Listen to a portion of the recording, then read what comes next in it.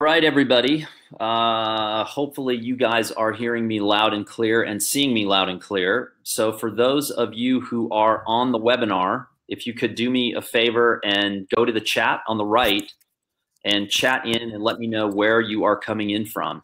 And let's see if anyone can hear me. You never know with these webinars, with these technical things that are happening. So do me a favor, someone out there, please type in the general chat. There we go. Keith from Rhode Island, Nova Scotia, right on. And tell me where you're writing in from. I'm always amazed how many, Slovenia. Okay, I did not expect that to be the first country to chime in here. Georgia, Vermont, nice. Good to see. New York City, never heard of it. Minneapolis, Martha's Vineyard, very nice. Netherlands. All right, good deal. That's what I love about these webinars is that we get folks from all over the world. Yeah. No way. Oh, wait. I saw Andrew Kaufman on there, and I thought there was a second Andrew Kaufman. And for those of you not from the United States who might not know this, there is a very famous Andrew Kaufman, also known as Andy Kaufman from the past, who is not on the webinar with us today. No. All right, Eileen from Santa Fe. There we go. I think I know her. Costa Rica. All right, so what we're going to do today, there's a couple of things. You guys have access to the chat on the right. So if you have questions that you want to ask, make sure that you chat them in. And if there's any technical issues or whatever, make sure you alert me on there as well. And we're going to cover a range of topics. This is a little bit different than some of the webinars that we normally do, where it's very specific to the platform or tool or partner. For example, we've done Kickstarter and we did Ingram, and we've done events like that. But we wanted to branch out a little bit and talk about photography in general, because most of the people on this call, most of the people that are using Blurb in some way, shape, or form are using photography is a big part of their life. Now, the great thing is there's a couple things about Andrew in particular that I think are interesting. One, we're approximately the same age. We followed the approximate same path into photography, which granted was many years ago. But there's a lot of similarities, and we've known each other for long enough to where we can be painfully honest with each other. But I'm going to let you in on a little secret. The photography industry, the professional photography industry, has two different parallel conversations happening. There's the parallel in public, and there's the parallel in private. And they're very different conversations. And so I can't fully share the private dialogue today because I don't want to burn any bridges. However, I want to dance as close to that line as possible because we want to be truthful about photography in the industry. So we're going to cover photography, the industry, his career, and then we're going to get to a lot of publications. But the first thing we're going to do is he's provided about 10 different images, 8 or 10 different images. We're going to go through them one at a time, and he's just going to provide us a single caption, basically to give you an idea of the range of the kind of work that he does. So Andrew, you ready for this? Yeah, start your engines. So we are going to start with the photographs and just give us a single word caption on these images. That's in Panama, indigenous Indian, the Waimea on the Costa Rican border in the north. And what did you make this with? I made that with a folding camera, a medium format folding camera on Tri-X film. And really all of my work is going to be that way. Just a regular roll of film, either black and white or color, and a normal lens. And that's pretty much how I approach all of my work. All right, we're going to get to that in more detail in a minute, but let's go to this one. The cane fields of the Dominican Republic, where every little boy wants to become a baseball star. How about this? It's the fisherman in Bali who actually sells these green sea turtles. I think for less than $100 US, you can buy your own turtle. They make a lot of soup with them there, unfortunately. And this? That's in the Czech Republic. I lived there for a while and would take the train from the city center on the weekends and discover the country. And this? I think I was on an assignment here in Miami for a magazine that's gone now, and I had to make a photo essay about the greyhound races. I think I got thrown out of that same racetrack one day. And this, I remember this from. Yeah, that's a story about the at that moment becoming historical corridor of Biscayne Boulevard, which is a famous avenue in Miami. So each one of these images is a single image that's part of a much, much larger body.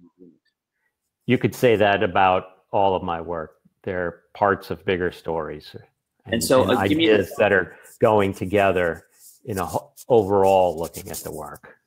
And give me an example of how many images you talk about. Let's say that the project on Panama, which we're going to talk a lot more about later, that was what, a 10-year project and hundreds of different images.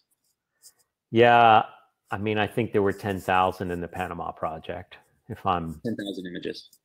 Sort of ballparking it with the, that's obnoxious. Yeah. Okay, let's keep going here. And you think that only 300 made it in the book. And tell me about this one. That was on an assignment also for a story about the James Bond experience. I didn't even get paid extra to swim with the sharks. There was no danger fee in that assignment. Got to renegotiate. All right, and this? That's from way back when here in Miami Beach. And this was just a fashion shoot or a swimwear shoot? Yeah, a swimwear shoot. Just, you know, a regular lens, a roll of Tri-X, and some good light. And this? I think this is the last one. Yeah, that's part of Panama. A woman boxer in one of the local gymnasiums there. Now, I think this is the last one here. Some young boys in Overtown was part of a youth center that was built there by the NFL after Miami was the host city of a Super Bowl in the, I guess it was late 90s. Okay, so one of the things that I'm noticing here a lot is that, you know, the range of image that you're doing is pretty all over the place, right? Which is, there's both an upside and a downside to that. Yeah. And so we're going to talk a little bit more about that later, because someone sent in a question about sort of how either one of us, but you in particular, are making a living. Are you shooting 1, 2, 3, 4, 5 different things? And I think there's an upside to living that way, and there's a downside to living with that way. But we're going to talk about more in depth. Choosing where I live has dictated that debate to some extent.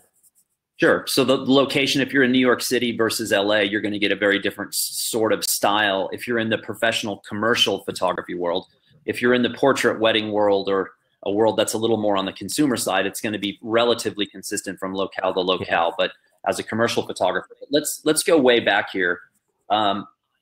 You and I both decided to sort of devote our lives to photography many, many years ago.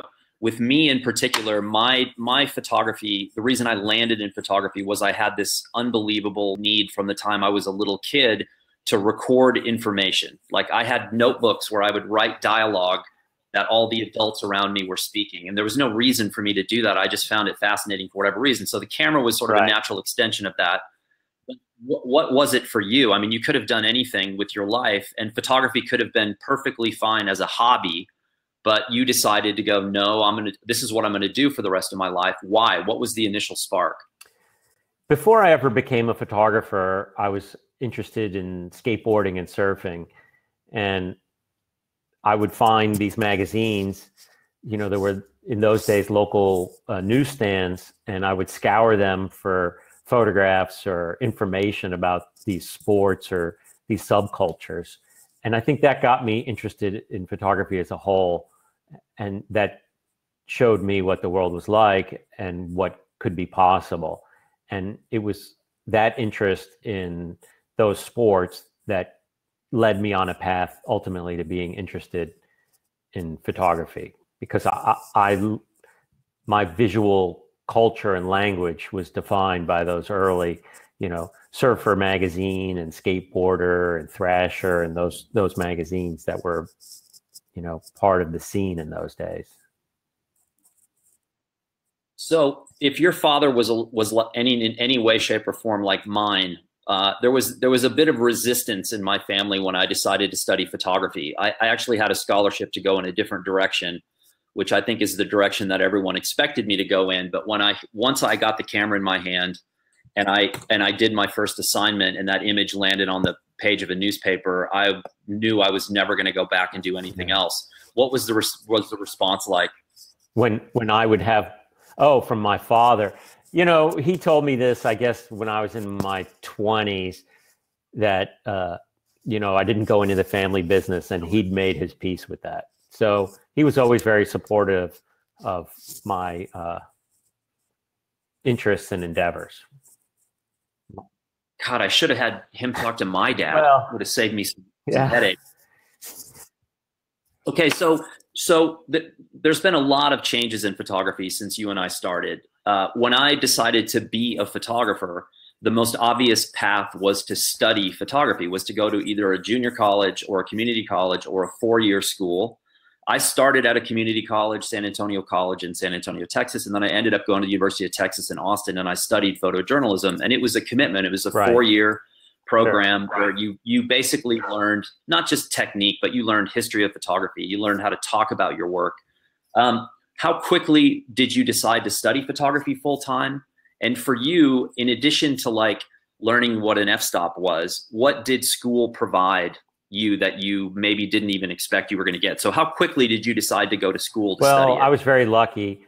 I found photography when I was in high school, and I found a mentor at that time, and I was his shadow for about a year, and then I was afforded the chance for an internship because in that year of apprenticing him, I learned how to shoot, process, and print my own pictures on a daily basis. And after I had proven myself in those regards, then I was given the internship, and that was while I was still in high school. So I knew that I wanted to go to a 4-year university and study photography or photojournalism. And to be honest, the photography was only really about 20% of my overall education. Sure, it was my major, but you know, I had all the other classes in a liberal arts education. And what school did you go to? I went to Western Kentucky University in Bowling Green, Kentucky, which at the time was one of the premier schools for photojournalism in the country. Yeah, you had Western Kentucky, you had Missouri. Of course, you had the University of Texas. I mean, and our football team smoked your football team, which is well. When I was important. a student at Western, they only had half a football stadium. Now they have full size. Oh, nice. Yeah, that's always good. So it's when you got it, so you graduated from school with a degree in photojournalism. I did the same thing, and I followed a path that at the time was a very clear and logical path as a photographer. You got out of school, you tried to get an internship at a newspaper, and then you hopefully got a job at a newspaper as a staffer, and then you eventually went from staffer at a newspaper into the magazine world, and then from the magazine world you transitioned into commercial advertising, et cetera, where there was more money. That was sort of the dream scenario, and that is what a lot of people attempted to do. That is what I did. I did the newspaper to the magazine to the commercial side. I never really did a lot of advertising, but you followed a similar path. Mine was a little accelerated, and that changed my trajectory a little bit because that was the doorbell. Sorry about that. And sorry. I had to go from the year I graduated college in 1993, about 50 afternoon daily newspapers closed. Oh, give me 1 second. All right, so nothing like a live webinar with mailmen and dogs to keep things interesting. This reminds me because I was asked about someone who does a podcast out of LA, a really interesting podcast by a guy named Iberian X Perello. And when his podcast first started, which is now a really successful podcast program, he interviewed me way back in the day when it first started.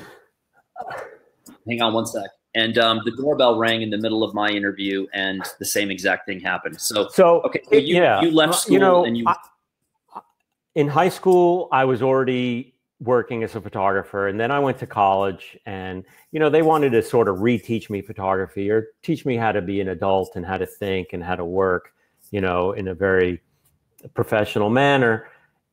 And then the year I graduated, about 50 afternoon daily newspapers across America closed that year. And it was sort of like a bloodbath. Well, not sort of. It was a bloodbath in the newspaper world. So I had grown up, and went to high school in the South Florida, in Miami area. And at that time, South Beach was really a burgeoning artistic community. So I moved there with the intention to become a professional photographer. But when I first moved there, I had to assist and I had to produce jobs and I had to be, production manager, location scout. So it really started to teach me all these different facets in the professional photography world. And that led back to becoming a full-time photographer, because all the while I was shooting my own freelance assignments and building my portfolio. And to be quite honest, having the time to build a visual style to my work, which I think has been the most important era in my career. So if we fast forward to today, for a lot of the people that are on this call, obviously the path that you and I took is no longer really relevant or even possible. Is there anything off the top of your head, if you were, let's say that you were, 25 again, and you were thinking to yourself, you know what, I want this to be more of a hobby. Is there any one thing that you would do off the bat to sort of try to enter into the profession of photography? I mean, this is not an easy question at all. The thing that really improved my work and improves it till today is shooting on a daily basis. Whatever you're interested in, or whatever you care about, or whatever stories you want to tell. Because when you become a professional photographer, I think that ultimately, if you're spending 10 or 20% of your time shooting, that's a very high percentage. So early in your career, you should just be out with a camera, whether it's on stuff that you've set up for illustrative purposes, or whether it's photojournalism stories and people that you're interested in and you follow along and photograph them in their lives. But whatever it is, you need to be out there hitting the streets. Yeah, I think practice is one of those things. I think now, our culture in general has been accelerated. Most aspects of the culture are accelerated, and people pick up a camera and someone tells them, hey, you've got an eye, you're pretty solid at this. And they sort of expect immediate results. And I think that's one thing that if I could stress to anyone who's listening to this, or anyone who listens to it in the future, is there has to be a level of patience involved, because to get good with a camera can take years. It took me literally about 10 years of shooting every single day before I woke up one morning and I kind of went, oh, I think I know who I am with a camera now. And that was 10 years of doing assignments and literally shooting on a daily basis. And I had success prior, but it wasn't until that sort of breakthrough moment where I went, okay, now I sort of understand myself. So someone sent this question in, which I think is pretty interesting, which is technique, passion, or creativity, and what comes first? Now, I have my ranking of those particular items. What do you think? Technique, I think passion, or technique is creativity? last, because that should just be instinctual or part of your repertoire. The creativity and passion, if you don't care about what you're photographing, then it's going to show in the work. And that's an important concept to think about, basically in an ongoing manner. You want to have the viewer be excited. I look at so much work out there today, and I get the intention, but I guess I just don't get the passion out of it. Okay. Now, you mentioned earlier that you had a mentor early on. Can you name who that person was? Yeah, the first photographer that really uplifted me and my work and got me, sort of in the door is Gary Bogdan, who's a professional photographer in the Orlando area. And one of the things that I think is really interesting, so for me, when I went to photography school, I learned the history of photography. And frankly, I hated the class. I remember sitting in the class and thinking, this is just we didn't agony. really have a history class in photography. I had history of photography, and it was like intensive, and it was great. And again, I didn't enjoy it at the time. I kept thinking, what does this have to do with me? The typical student myopic point of view. But I'm really glad I had that later. Right. And one of the things that I realized was, how important is knowing your history, because when you put some work, if you put work in front of an editor that's been done 1,000 times over, and you go, look at this original body of work, how important is it as a young photographer in 2018? Why would you want to know your history? Well, when I went to school, it was just assumed that you knew the history. We had history classes overall, during my, years in college, but we didn't have a history of photography. I mean, we had introduction to it. I had art history, but, Yeah. they would just assign us book reports or picture reports, and we'd have to go and write about the story of a photograph, whether it was, Kappa soldier or, Viet Cong soldier or, Kent State, or any of these pictures that automatically pop into your mind when you name the word Kent State. Those pictures were, Pulitzer Prize winning images, and we all aspire to be Pulitzer Prize winning photographers. So one of the topics I want to touch on is the idea of failure. And failure in 2018 is not looked upon in the same way that it was in, let's say, 1992 when I graduated from school, and I'm sure that you were relatively around that same area, around that same time frame. That, when we would go into the field and do work, and then you would bring it back and print it, and you would put it in front of your peers, your classmates. And that was, to me, one of the most interesting aspects of school, was that you would get destroyed by people. And some people did it for fun, for sport, to see what would happen. But it taught you how to, deal with that kind of thing. But it was very common knowledge that most of the time when you went into the field, when you hit the shutter button, what you were going to do was not going to work. That a great image, a truly great image, was an incredibly rare occurrence. And so most of the time when you went into the field, you weren't making great images, and you were coming back with stuff that wasn't quite good enough, and you discussed it as a group, and then you sort of took your lumps and went back out. But how do you look at failure? I mean, now, because all these years later, you're still, no offense, you're still failing a lot of times with the camera. Everyone does. But how do you deal with that? If you're not failing, you're not taking enough chances. And in school, you'd get an assignment every week, and you'd have to go out and photograph it, and then process and print it and put it on the wall, and be in a classroom with everybody else's pictures on the walls, and everybody had their chance at everything in the room. So, it was one of the greatest learning experiences of my career. You have to be able to look at your work when you put it on the light table or on the computer, however you're digesting it, and think, okay, what would it be like if I was in that room with those people? How can I take apart what I've done and make it better? And every time I shoot something, I think about it like, how could I have made it an A++, 100%, not a 97, 96, 98, 99, but, I want to make 100% pictures all the time. And, that's a tough goal to reach. So one of the major changes in photography, and I remember when this started for me, it was 1997, and this was when really the computer became a part of our daily lives. The internet became a part of my life. Photography began a great shift from the print world to the online world. And and shortly thereafter, social media began to sort of emerge and creep into the vernacular of our culture and our mindset.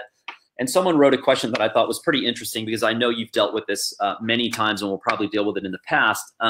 With these changes, I think we've sort of gone through a honeymoon with social media, and we obviously know the extent in which people have sort of dedicated their lives to these platforms. Yeah. But someone was asking about doing a project, and you're a photographer who has done a lot of commercial work, but you've also done a lot of personal projects along the way. And you've also done projects that have sort of merged those two things. And they were asking about cultivating a social media presence, and if it's important to cultivate the presence for you as an individual, but then potentially a second presence for the actual project itself. And I know that and the project of yours that we're going to focus on later is Panama, and using that as an example. So you have a social media following, but again, you're sort of from my era, my demographic age group, where social was not as much of a part of our lives. So how do you feel about that? How do you feel about social media followings, and then also doing a project-specific social following? Well, that's very interesting. And that crosses over not only to my Panama project, but to my street art project, which we'll also look at today. And that's that as big as my social media following is, which, I think there's 3 or 4 people that actively follow me, that my book being in a store on a shelf in the neighborhood that's specifically about the project has more reach than my social media following. So I made a book about an arts district in Miami, and it's in a store which I consider to be like in the center of that neighborhood. And most eyes that come through the neighborhood will browse that store and see that book. And just because of its design and art direction and title has sort of, it's like a hook. It just gets people on the line, and then they pick it up and they're like, oh, this is the book about the neighborhood. And that's applied to my street art work and also to my Panama project, because quite frankly, my Panama project looks at the country as a whole in the last decade. And there's so many people in Panama that have such a passion for their country. And what I've learned is how that spoke to them. They've seen the passion that I've had for the project, and that's hooked them into having a passion for it. So I've had a lot of experience in sharing that book and being in shows and, you know, book signings. And when they get to meet you and you could see it sort of like oozing out of them, this adrenaline from discovering this, they're like, oh, you know, this is my country, or this is my neighborhood, or this is an amazing place. Look at what's going on here. And it's really catapult. What was social a part of? Was social a part of the project while you were in the country making the actual work? To an so extent, if you're in the field, but I think that no matter what I was doing, there was other people who found out about the project that had no idea about the social. I mean, I think that there are two networks sort of going around in the world in their own orbits and their own satellites, and you know, they would intersect at times, but not, you know, a way that somebody who has, you know, 5 million followers would have, where they could create the discourse or dialogue, you know, from posting something. I mean, so this is just my little public service announcement to the people on this about social, because there's a lot of dialogue about this. And like I said at the very beginning of the webinar, there's a private conversation about social and there's a public. And in public, you're often getting a sort of version of the truth, if you will.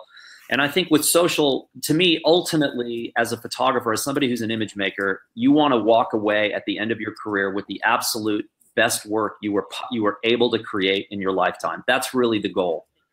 And I think if you start with that, then the social is a wonderful sort of addition to that. But if you are basically not sort of shortchanging yourself on creating the work and spending the vast majority of your time on social trying to build a following, just think about this. At some point, Instagram will go away and Facebook will go away, and there'll be something else that you're going to have to dive in and basically spend your life doing.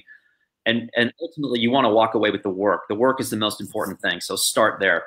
But before we get into print and start going through all the books that you've done, there's just one quick question. And this, we could spend an entire day talking about this, but you're one of the oddballs in the sense that you have never really gone away from analog photography. You shoot digital a little bit like me, reluctantly. You do it when you need to, but everything else is analog. And just give me a short answer to this, but why? I created my visual style, photographically speaking, on film and printing. And the majority of my work was done that way. I wasn't going to all of a sudden switch that visual style just because I had to work with the different formats. And it gives a cohesiveness to the body of work. And I think that when you look at a lot of photographers' careers, I think they're pre and post digital. And I think people would I agree. Have a hard time figuring out, like, okay, well, when did Andrew go digital? You know, I picked the hammer, you know, I picked the right tool for the job to, you know, which hammer am I going to pick out of the toolbox to, you know, build something today? That's how I look at it.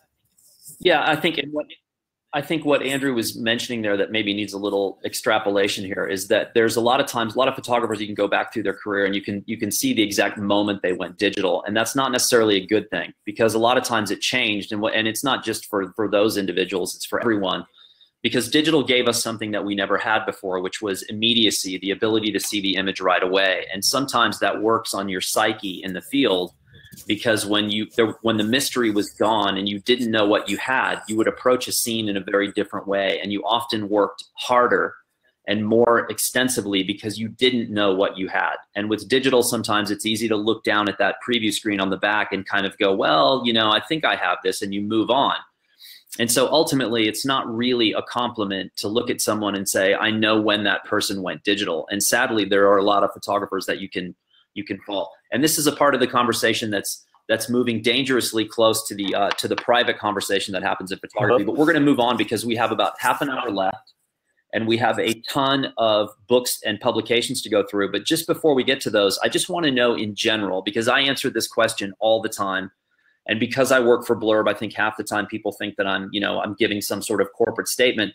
But what is it about print? Why is print in 2018, when the vast majority of us are online or connected all day long, why is print so important to you? Me personally? Yes.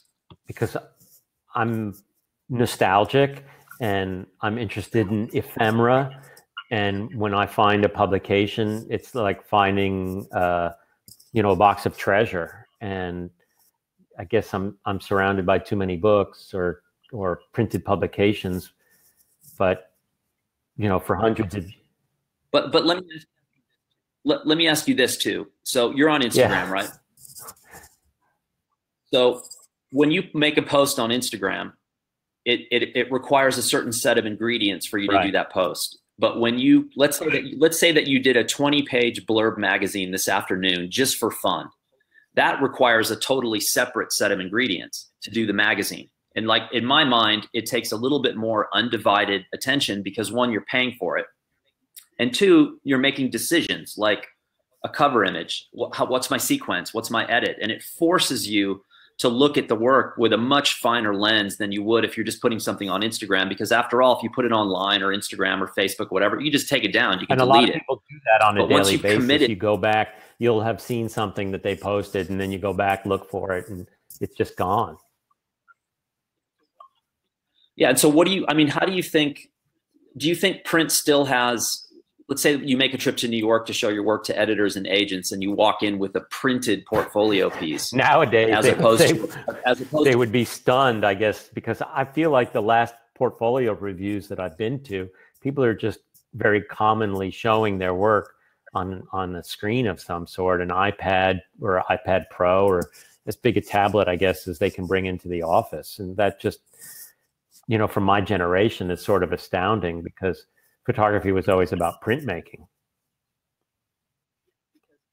Yeah, I was at Palm Springs Festival a few months ago, and I didn't go to the portfolio reviews, but I sort of stood on the second or third floor of the hotel and I looked down, and I was really surprised and happy to see so many printed portfolios coming in. And I think from my perspective, and I have reviewed portfolios before. I don't do it much anymore, but I used to. And when someone would walk up to me with an iPad, it was a very different review experience than someone who walked up with a box of prints. And what I found, me personally, was I found that there tended to be more thought applied to the printed portfolios than the digital, because again, people were paying for those prints.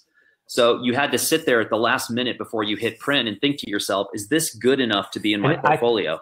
And personally, go ahead. I think in some of these portfolio reviews, that when they list the reviewer, that they'll actually sort of stipulate, like, this is the work I like to see, and this is how I like to see it.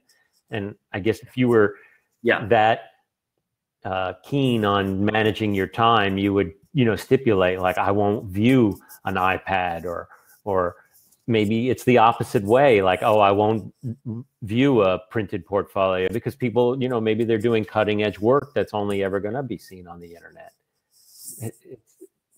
Right. You should know how to do both. Yeah, exactly. I mean, you should always have to be prepared to do both. All right, we're going to move on here, and we're going to start talking about publications because we have a lot of them. We may not get through all of these, which is totally fine. But so obviously I work for Blurb. I love print. Andrew's a photographer who has done, he's probably done even more printing than I have, which is kind of obscene in a good way. But we've got a lot of publications here. And the reason I wanted to show you so many of these different things is because, one, the diversity of the kind of publication that he makes. And secondly, the reason why these publications are made, which are equally as varied as the publications themselves. And these reasons and these publications all form and work together to create basically an overall print presence, which I think is a commendable goal for all photographers. But let's start here with, this is a project called My Ceylon. And I want you to, I'm just going to scroll through these and just give us an explanation of what we're looking at. To Sri Lanka. I'd done some reading, and before it was Sri Lanka, it was Ceylon. It was a place that got colonialized. This book is a real facsimile of my personal journal. And so basically what I did was make a journal from this body of work and then photograph it and compile it into this book. Which is a Blurb book, correct? It's a Blurb box that you can get from, I think it's called Process in the UK. So I made these box editions of the Blurb books. That's a hardcover. It's like 260 pages. And so let me explain this a little more, just so people know. So I'm going to go back to this. So what you're looking at is, you took what looks like a moleskin journal on your trip, and you were basically writing in this thing, and you were drawing in it and painting and designing. And then when you got home, you photographed it. You photographed the actual journal, turned it into a Blurb book, and then put it in a little box set. That's right. And was there a goal with this? Was just this was just a personal thing? Well, the goal was to have something that I can remember that time in my life and those experiences that I had there. Yeah, but so my first reaction to this, I don't know what the rest of the audience is gonna react to, but this to me is way more interesting than the vast majority of books that I see, and even the offset, traditionally published publisher books I see, because it is so personal. But it's basically a Blurb book inside the Process Supplies box with a limited edition print, which I noticed in the front. Tipped in. Monks. And how many of these did you make? 12. And why 12? I moved on to the next project back in those days when I could do stuff like that. Shoot something, make it, move on. So now I'm, I guess it takes a longer time to push a project out the door sometimes, depending upon things that you work on.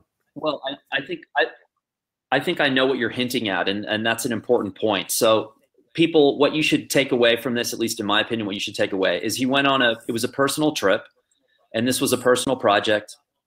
And when he got home, he just didn't leave his negatives in a box or his digital files on the computer. He decided to take this book that he had made along the trip and turn it into something a little bit more official. But there's a total freedom with a project like this, because nobody's telling you what to do. You don't have a publisher telling you what to do. You don't have an assignment editor, anyone else. This is all coming from sort of the internal well of creativity. And so these books are a luxury. They're fun to work on. But at the same time, you need to finish them and move on. You don't want to dedicate necessarily your entire life or the next year or whatever to put it together. So it's a really nice balance. This book is a predecessor to My Panama. There's a direct parallel or correlation between how this work looks and the focus and direction that I take in My Panama project. Okay, which we're coming to. So we're going to move on here to the next book. So you did a project in Miami about the arts district. The project was called I'm in Miami, Bitch, which was basically a street art project.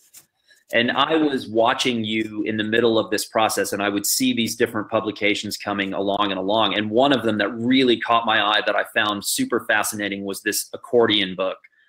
And again, tell us what we're looking at. Is this another Process Supplies box? But it's not necessarily a custom fit book. But every year in Miami, there's a big arts festival. It's called Art Basel, and during that, it creates this maelstrom of art and street art. And so that was going to be the focus of my camera in that year in 2012. And I went out and I shot for like a month, and then I sat down with the work and I thought, okay, I have this very interesting essay about this neighborhood, this burgeoning neighborhood, and how it's changing and what's going on and sort of the joie de vivre there.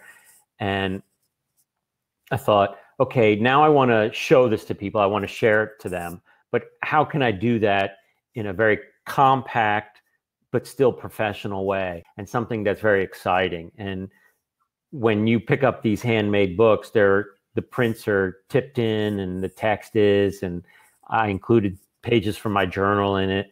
And when people would see it, they'd feel like they were reading my diary. So, you know, it was like getting to peel back the layers and look inside of something.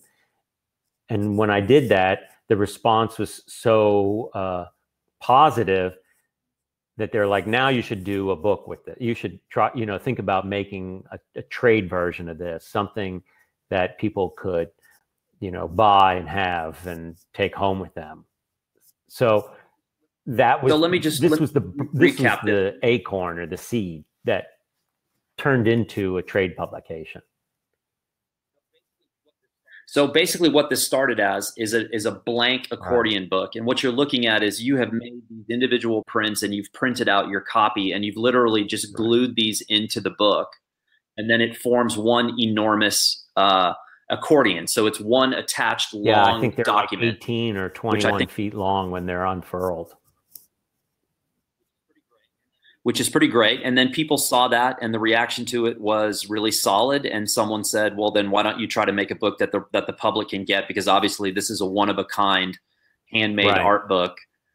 This to me is a really cool way of doing things. This is one of the publications that I'm definitely jealous about. And there it is from the top. I think that's a pretty good description of what this looks like, or a visual description. I think this is a really smart way to do it. One, it keeps you in the printing world. Two, it's just a beautiful way to edit and sequence, and it is a one-of-a-kind art object, which we could spend an entire day talking about that as well, about the difference. But let's keep going here because we've got a lot of other publications, and I'm curious to see the book that this led to, which is right here. This is the same story, but now we're looking at the actual offset trade book that you created. And just give us a description. How was this printed and where was it printed? Starting on the left, that's a blurb book, and that was like a month into designing the project for the trade edition. So I actually chose the trim size 6 by 9 inches for the project, and then I knew that I would ultimately print the project offset, but in the meantime, I could make a PDF that's the blurb size in addition to the offset size, and test it and see it and look at it and hold it in my hands and then think, okay, am I doing this right? So then in the middle, you had basically the final cover version. And then on the right, you had the offset version, but then you also had the cover wrap, so that it just informed the book a little more to its audience. So it's sort of like the evolution of how the presentation of the book came up or about. And was it offset printed in China? Nobody, you know, China gets a bad rap for printing, but the fact of the matter is nobody's less expensive and better at printing. I mean, they are really good technologically speaking in printing books. So what year did this book come out? In 2013. So this came out prior to, I believe, or it's close to around the time that Blurb started their offset printing, the large order services division. And Blurb prints offset books. For those of you out there that don't know that, we do custom offset books. And we also print with Chinese print partners. And the Chinese print partners have gotten really good. And they do have their act together. They're very easy to work with. So which for someone like me is an incredibly exciting thing, that I can suddenly do an offset book by myself without working through a publisher is a really interesting thing. So I'm just going to scroll through some of these images, and it's nice because I've been to these neighborhoods. I've seen some of these places, but this is a really well done book. Now, you also, this relates to a question that came in from the audience. You, if I remember correctly, you also worked with a designer on this project. And so editing and sequencing, you've been shooting pictures your whole adult life. So editing and sequencing is very much a part of your life. You're probably very familiar with that. But the design side, when you come to a project like this, which is going to be a serious project with a trade book that's going out to the public, why did you decide to work with a designer? Because they're going to interpret the work in a much more thought out way, that they're going to see it from a perspective of how can we let the audience digest this in an easy and intelligent way.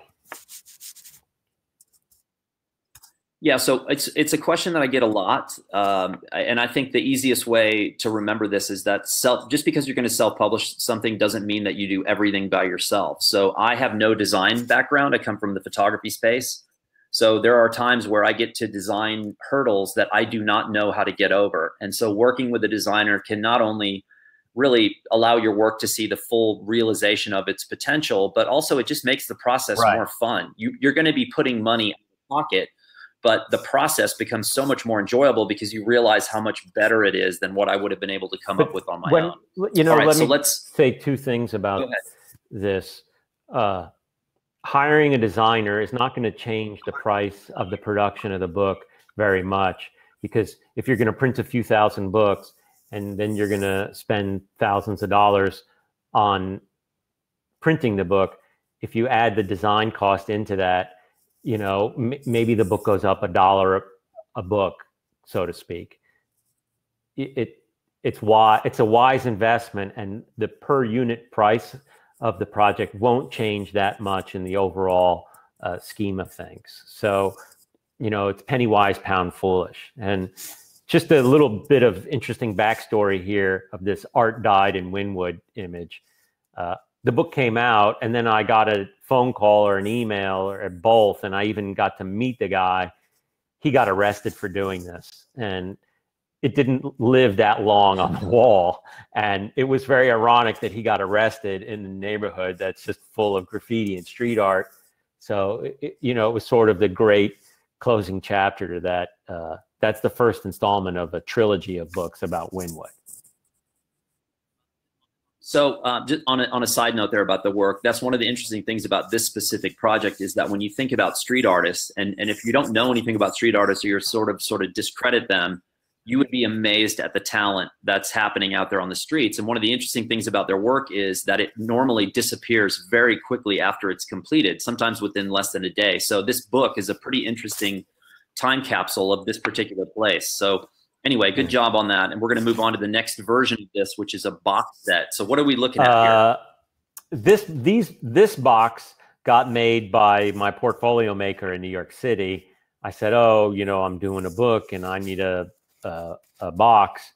And Process didn't have something, I guess, that was a little more upscale, because, you know, it's a piece of foam and it's cut out and it's real custom made.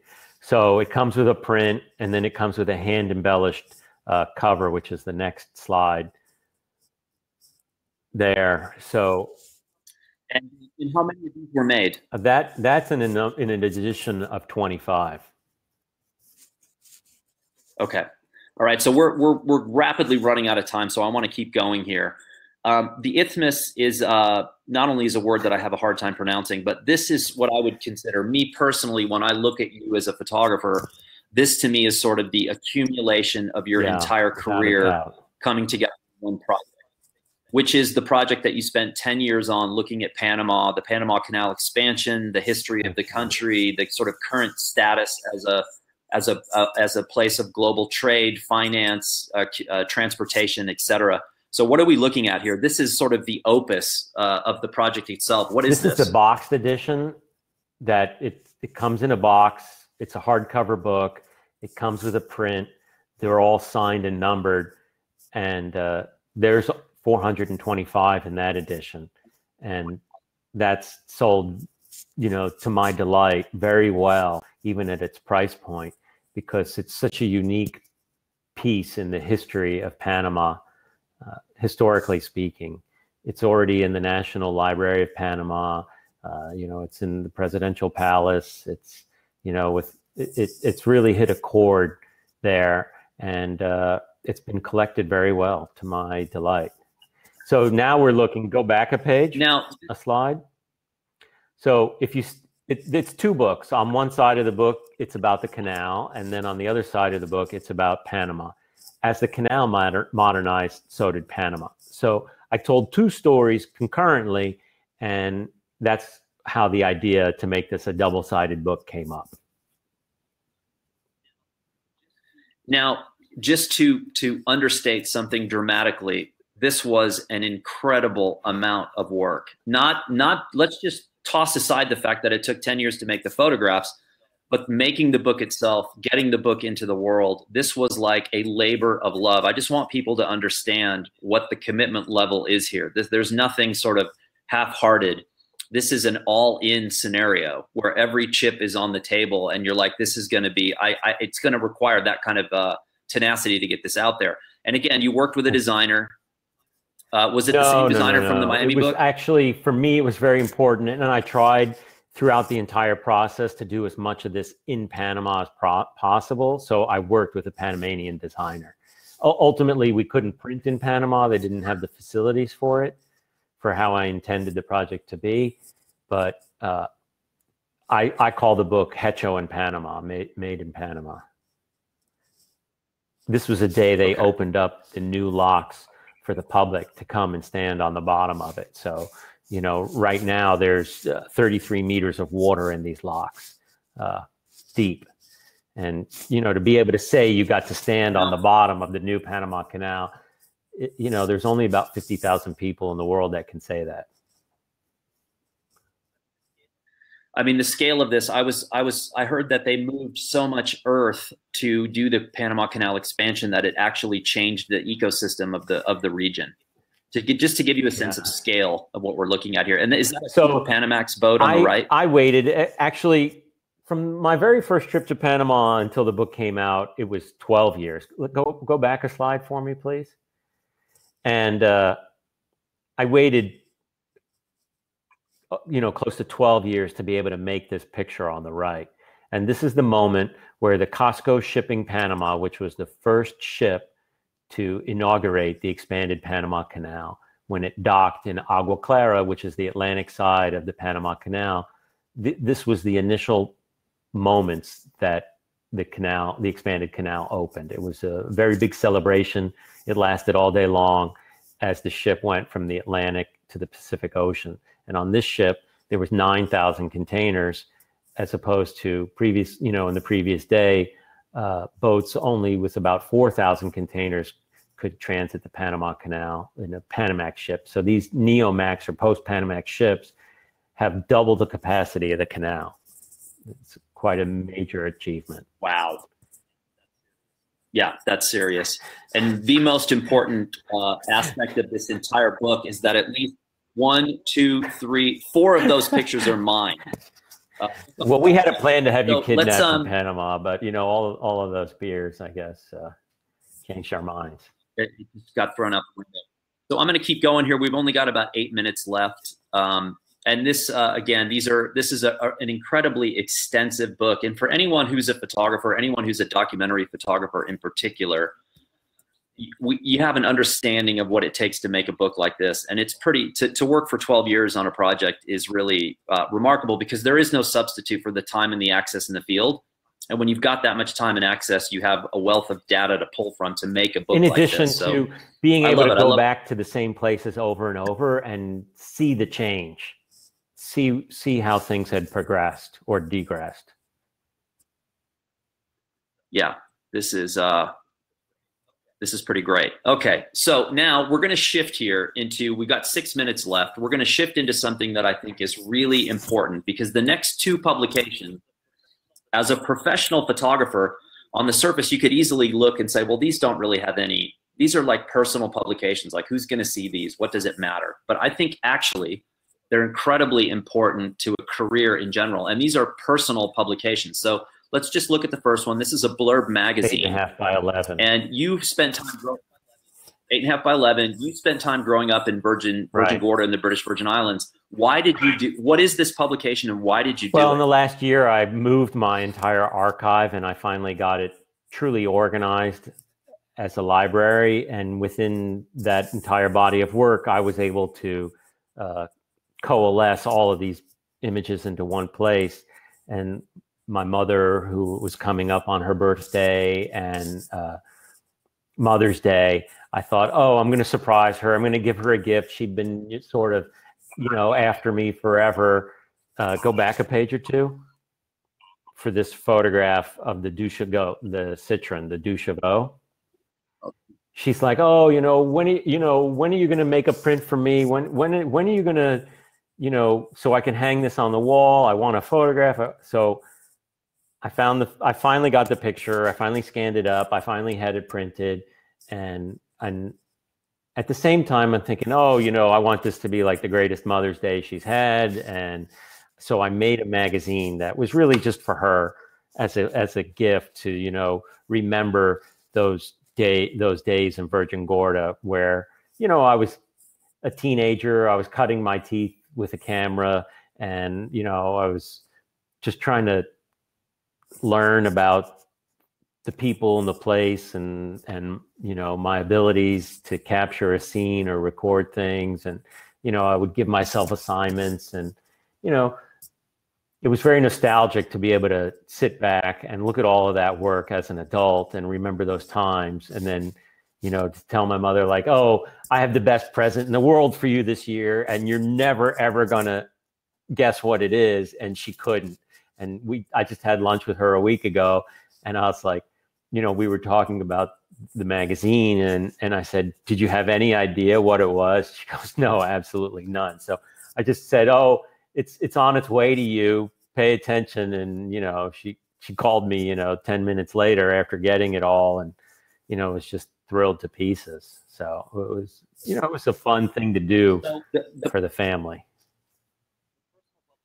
The personal publication is it's like a release valve. Sometimes we build up all this pressure about making something that's going to make us famous or make us money, and we lose track of the fun that's involved in a publication. So just on a personal side note to this, I think my mother, who's 80, she's convinced that I'm the only one in the world who can actually make magazines like this. And so I cultivated that relationship purposely. But on the flip side, I just spent 10 days with my 19-year-old nephew, who basically spends most of his time on the phone. But I made him a magazine of the trip. So it was a little 64-page magazine, and it was just pictures I'd made of him over the 10 days. Yeah. And he wrote me, he received it 2 days ago, and he texted me and said, this is the best thing I've ever seen in my life. And like, everybody's going to love it. So it works. But we've only got a couple minutes left. I want to go to the next one because I have given you so much grief over this. And so Andrew has a dog named Curtis. And the funniest thing is that his middle name. The joke is that this publication's probably received more feedback than anything he's ever done. And it's basically a publication about his dog. So again, this speaks to the same thing that the BVI publication speaks to, which is, one, he's got a subject that he can photograph all the time, so he's building constantly. And two, there's no pressure with a magazine like this. You're basically doing pictures of your dog. Everyone is going to love it. So tell us a little bit about like why you did this. Yeah, because I guess when you would go into your grandparents' house, you would see a shelf full of picture albums. Basically, this is my new, easier way to make a picture album and share it and make as many as I want or as few as I want. And, if it gets damaged, I just, go online and print another one, and, it gets sent. So it's sort of like this everlasting printed picture album for the family. And my wife, she looks at it all the time. I mean, I come home or I'll come inside, and then I find her on the couch and she's just looking at the book, pictures of Curtis, I mean, and the dog's sitting right there, but it makes her the happiest thing in the world. And, it's just, you couldn't ask for anything more. I mean, the dog's been such a part of our lives for the last 2 years, and you could see it in the work. So Personally, I think he looks vicious, but that's me.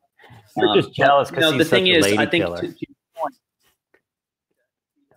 to your point, a couple of years ago, there was an article called "The Death of the American Photo Album," and it was tracing the fact that people were not making albums anymore, and much of the visual family history was being lost. And having been a photographer who photographed kids commercially for 7 or 8 years back in the day, I can definitely throw my opinion in this as well. Is that it is actually happening. About less than a week ago, I got a text from someone whose family I had photographed over that 7-year period.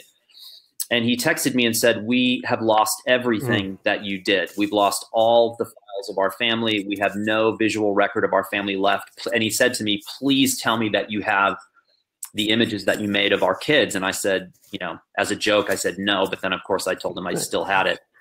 But I think this is really good use for the platform, or any platform really.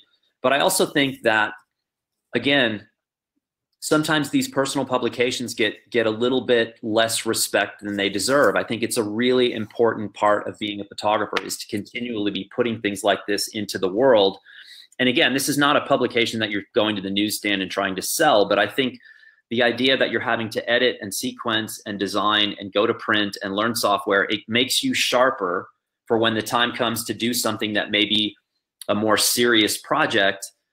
You're in tune. It's like an athlete training. But the other thing is, that has when we look at this, I want my pictures to live in print as big and beautifully laid out as possible, and nobody's going to put those pictures on the page this way except for me, where I can give it a truck, or I can treat it like a layering or any of these things, because it makes me happy. Well, with that, we have come to the end of our time. I appreciate you taking the time to do this. We could obviously talk a lot longer. We could spend the entire time talking about film versus digital and the industry itself, but I think we've hit a lot of really good topics here. So I want to say thank you for participating with us. And I also want to say thanks to everybody that has tuned in from all these fantastic places in the world. And we appreciate you being here. We have more webinars planned in the future. And if you have any suggestions, always contact us and say, look, we'd love to see a webinar on X, Y, or Z, and we will be happy to bring that to you. So I just want to say thanks again, Andrew, and thanks to the audience. And we will see you down the road. Take it easy. You too.